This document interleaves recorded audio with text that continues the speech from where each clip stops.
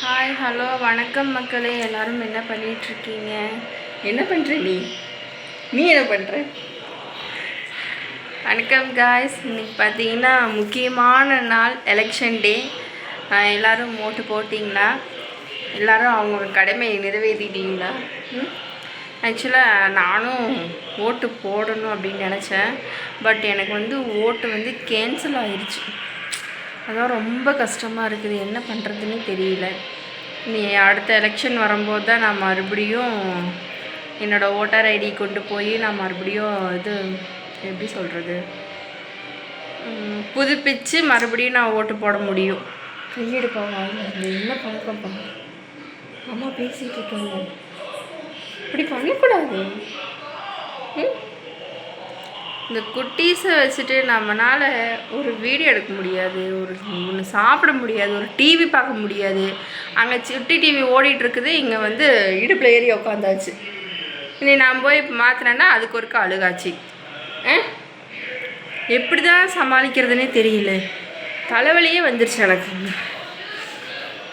பாப்பாவும் இல்லைங்களா, அதனால் விளையாடவே மாட்டேங்கிறா.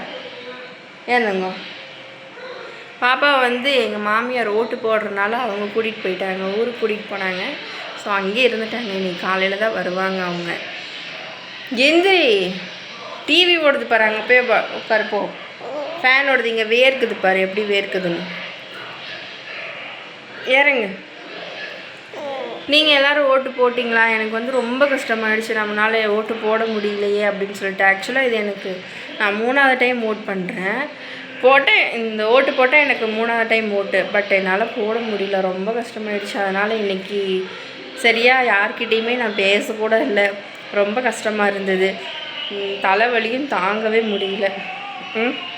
அதுவே யோசிச்சு சரி ஓகே, அப்புறம் நானே கொஞ்சம் என் மனசை தேத்திக்கிட்டேன்.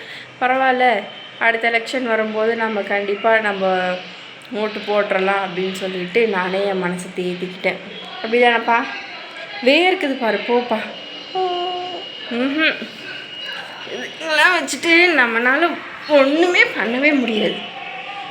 ஐயோ கடவுளே, தலைவலிக்குது அப்படின்னு சொல்லிட்டு இங்கே வருங்க, இங்கே டீ வைக்கலாம் அப்படின்னு சொல்லிட்டு நான் வந்தேன். சரி அப்படியே ஒரு வீடியோவும் எடுத்து போடலாம் அப்படின்ட்டு நான் வந்தேன். பையன் அங்கே டிவி பார்த்துட்ருக்கானே அப்படின்ட்டு. இங்கே வந்தால் போதும், வெளியில் அவன் கண் முன்னாடியே நிற்கணும். ஒரு நிமிஷம் அந்த சைடு போயிட்டோம்னா அவ்வளோதான், அழுகாச்சியே தான். பின்னாடியே வந்துடுறது. ஒன்றுமே பண்ண முடியாது என்னால். ஓகே காய்ஸ், மறுபடியும் நெக்ஸ்ட் வீடியோவில் பார்க்கலாம். என்னோடய வீடியோ ஃபஸ்ட் டைம் பார்க்குறீங்கன்னா நம்ம சேனலை சப்ஸ்கிரைப் பண்ணிக்கோங்க. மறக்காமல் லைக் பண்ணிடுங்க. பிடிச்சிருந்தா ஒரு கமெண்ட் பண்ணுங்கள். ஓகேவா? பாய் சொல்லி பாய் காய்ஸ். அடுத்த வீடியோவில் உங்களை சந்திக்கிறேன். பாய்.